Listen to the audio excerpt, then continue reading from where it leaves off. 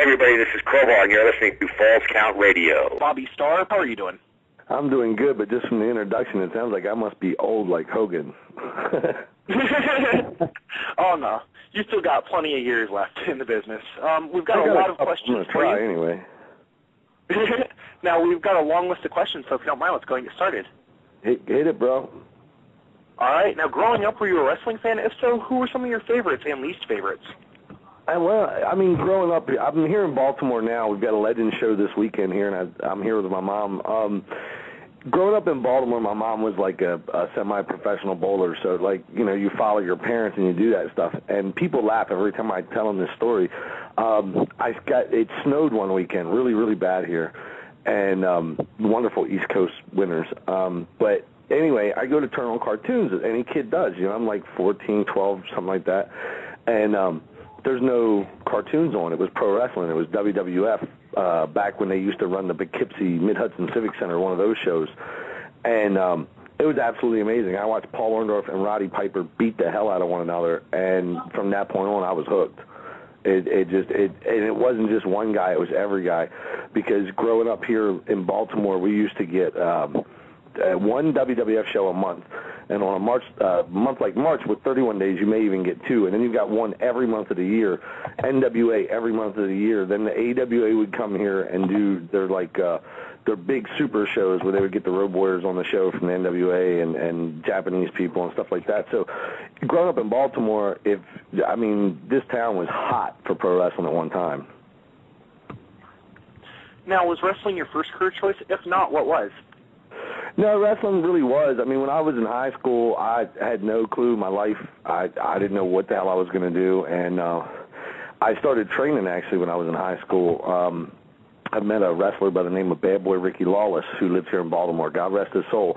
Jimmy got murdered about 4 months into my training, and there's three people that you guys will know that he trained. And actually, we're all from the same class because none of the other guys ever really made it. But you had Axel Rotten.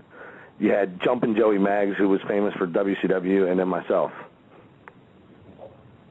Oh, wow. Yeah, we just had Axel on not too long ago. Really good interview, lots of stories. Oh, Axel's got tons of them, man. Now, during the time you debuted in wrestling, training was a lot different than it is these days. Could you describe your training to our listeners? It's nothing like it is now because, I mean, we have, and I got to do a shameless plug real quick, Gilbert's Pro Wrestling School. They just opened up a new school here in Baltimore, and I'm helping out with training with different guys, and Dwayne's doing phenomenal. He's got a hell of a lot of students, and they're really doing well. At his school, they're getting trained like I got trained, and it's like, you know, I only had 3 months before my trainer got killed, and then it was kind of like you learn as you go. You screw something up, you get your ass beat, and that's just the way it goes. Nowadays, you watch these people, and even though he's a phenomenal worker now, and I love his gimmick, and he's funnier than hell, The Miz, you know, Mike was MTV, you know what I mean? And I was there. I was just getting into wrestling and getting going with it when the MTV revolution came with the Roddy Piper and Hogan thing or whatever, the War to Settle the Score. That was my first big show. And the way they train now at a regular school, and this is God's honest truth, and it's absolutely horrible, but it is true, and there's a lot of them out there, and they know who they are. If you pay them whatever the fee is, I mean, I've heard anywhere from $1,000 to, I think the Dudley Boys are probably the highest, but one of the best schools there is, and I'm not going to quote prices on them, but let's just say I know schools go between one, and that's it. The sky's the limit. But the deal is if you pay your money, you know, I've seen guys on these independent shows that just absolutely do not deserve to be part. They should be like the ring guy getting the jackets. And it's like you go to a credible school like Gilbert's or the Dudleys, and these guys are teaching you old school wrestling. You know, you don't, how do I explain it? Like now, if they screw up one move, we'll just go to something else. No. In the old days, when you learned a hold or you learned a move, you did it over and over and over and over again. It was absolutely amazing. It would just, like if you did a body slam drill, they would kill you with it because you would be doing it 4 times a night and with a break in between, and it's like until you got it right, you didn't move forward, and you damn sure didn't get in the pro wrestling ring in a pair of sneakers or gym shorts. And the kids now go, oh, John Cena does it. That's John Cena. I see exactly what you're saying about that. Yeah, I hate going to shows, and you know, first thing I learned obviously was the respect. You know, backstage, even walk around shaking everybody's hand. You know, and that's just out of the ring, but in the ring, you know, you've got these guys that don't even know how to do anything. They can do 15 high spots, but they can't do a wrist lock. It's kind of sad. That's because they're wrestlers; they're not workers. There's a major difference. You can train anybody to be a wrestler. Not anybody can be a worker. I would agree with you. Now, my next question for you is, do you have any memories of your first match? You know, we hear a lot of horror stories from people's first matches. I'm just kind of curious how yours went. Well, the very first match, wow, I remember it. That's about all I can tell you. I mean, Jimmy was good friends with the Savoldis. I'm not sure if you're familiar with them, but they're a big thing here on the East Coast up north. And they're actually one of the few territories still around. They don't run all the time, but they run doubles and triples and stuff like that. But anyway, back in the day, Jumpin' Joe Savoldi on UWF, he was a big deal up there. And they were running shows, and they called the guy who started training me, Jim Leon, and they just said, Jim, bring me like 4 guys for TV, and then you. And, of course, Jimmy was getting a little push up there. He was getting put over and stuff. So we'd all pile in the same car and drive all the way to Lewiston, Maine from Baltimore, which is one hell of a drive. And we get up there, and, you know, as a kid, I'm scared to death. I don't know what's coming next. You know, you got this guy named Gustav the Giant, and actually people are going to have to go on and Google him because he never got a major push, but he was just as big as Andre. And here's his manager, legitimately, Skylo Lowe, the midget, because he spoke French-Canadian or whatever, and that's what this how the guy talked. You got the Terminators, which was Road War Animal's brother, and I forget who his partner was. I wish to this day I could remember, but I know that's who I worked with, was the Terminators. I don't remember who my partner was, but damn, they beat the piss out of me. I mean, it was my first match. I mean, they didn't take liberties. They were just extremely stiff, but back then, you protect the business. You know what I mean? It's totally different. Like with me, I bet you there isn't 5 people that can say I ever heard them. You know, Brian Pillman being one, and it wasn't my fault. I kicked him in the face, but that was just shit happens on TV. Now, you know, around this time in your career, you began working for WWF as an enhancement talent. What were your thoughts of Vince McMahon during this time, and what are some of your fondest memories of working for the company? Working for the WWF, wow. You mean, how do you want me to take this? Working for him or working for him opposed to working for the WWE? How about both? Well, when you work for the WWF, when you came to hotels, they always took care of you. You would go into any restaurant establishment, they were always there for you. The airline, same thing. I don't think I flew coach, which is what the tickets they always bought us, but I don't think I flew coach once.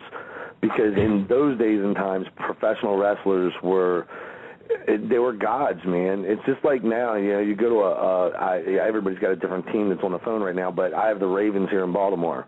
And you go to a Ravens game and there's Ray Lewis. Oh, my God, he's a superstar. Well, guess what? The job guys, the enhancement guys, were major stars. I mean, look, Barry Horowitz, Iron Mike Sharp, Steve Lombardi, who still works for the company behind the scenes. I mean, you know, the WWE, I don't know how to explain it. Because, see, I've never worked for the WWE. I worked for the WWF, and a lot of friends are there now. A good friend of mine actually just walked, Matt Hardy. But the thing of it is it's like, it's 2 totally different worlds.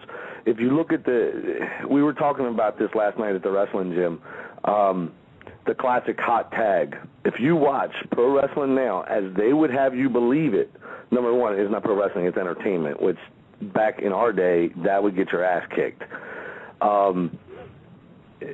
They're taking away everything, like a classic hot tag. You know, the babyface is coming, he's coming, he finally gets that tag, his partner comes in on fire, you're bumping one, you're bumping the other one, everybody's flying, the crowd comes to their feet. Nowadays, watch what they do now in a tag match. It's nothing like that. You know, they're saying, oh, you can't chop people because the Ric Flair, woo, you know what? So it gets the people up.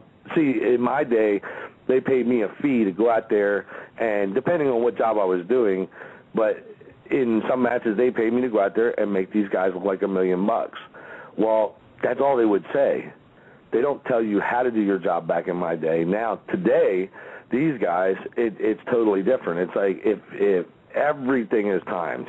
You know, I mean, not that we weren't. We had times too, but not like today. You can watch where some of these people. I saw an interview.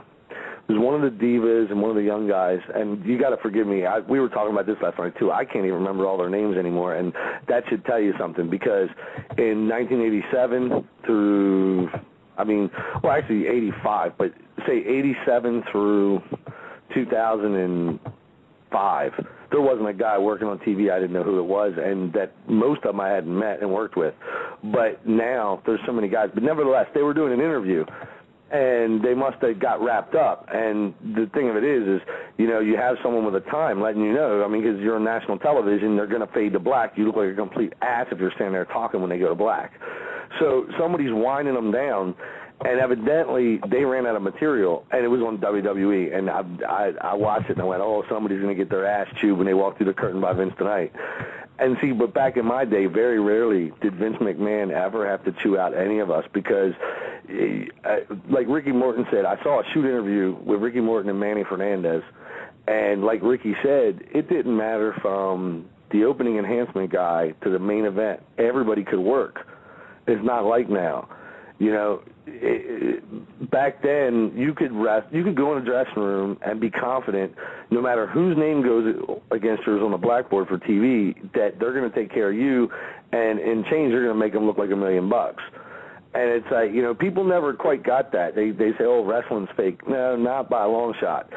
You get in any ring with me, I could put you in some rings right now that are so stiff, taking a bump ain't no different than taking a bump out in the middle of the street from my house. And I've gotten some rings where you take a bump and it's beautiful. It's the way it should be, you know. But the bottom line, like Ricky said, and I'll never forget that because I was watching it and I was popping huge for him. It's like everybody back then could work. Now, Bobby, what were your circumstances around your departure from the WWF? Well, back then, none of us, we didn't have contracts. It was a handshake deal. I got to thank Dwayne Gill for that one. He got me hooked up with Tony Gurria. And basically, when I was up there, the last time I went on the road for him was in '94. And it was a Christmas tour, and X-Pac had, or I forget, I guess he was using the 1, 2, 3 kids still then. His wife was pregnant and got sick, and he had to go home. Well, I had a job working at a used car dealer. You know what I mean? Everybody's got to pick up stupid-ass jobs, you know, in between shows and in between bookings and stuff. And I'm working there, and I get a phone call from Dwayne Gill. Quit your job. We're going on the road. I said, do what? And I hung up on him like 5 times. It was just ridiculous because I had just come back from doing TV with WCW. WCW was an open-door policy. You make a phone call. If they have room and they know you can work, you're in. So he calls me back and calls me back and calls me back. And finally I said, okay, fine, whatever. Go up and tell my boss. My boss tells me if I missed any more time, he was going to have to let me go. I said, well, look, pal, I've been doing this for many years. I said, this is one of my dreams. I'll see you later, you know. Grab my shit, come met them two, Barry Hardy, Dwayne Gill, the Executioners, and away we go.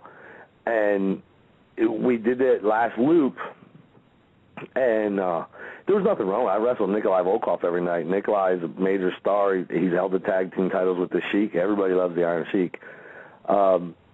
And it was just kind of, I didn't hear from him, you know. And it's like when I left the last night of the tour, they canceled one show because it was New Year's Eve, and the advance was bad. But every show that week was sold out. And this is at a time, and this is another thing because you guys are young guys, but back in the day, you would work 9 times a week. And the shots were amazing because you would get on an airplane twice on a Saturday. It was ridiculous. The last tour I was on the C team. I don't remember if I was the opening match or the second match because Barry and Dwayne were doing the Executioners and they were working with the Head Shrinkers, which was Barbarian and God, I forget who it was. Was it Sam Jr.? It was one of the Samoans. And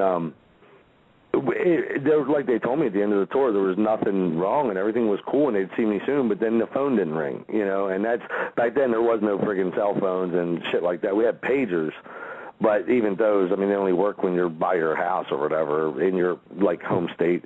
And I just went back to WCW. I had open arms down there because the Assassin, Jody Hamilton, that was my boss, and I proved to him I could take guys like Ice Train and Tugboat and Earthquake and make them look like major stars.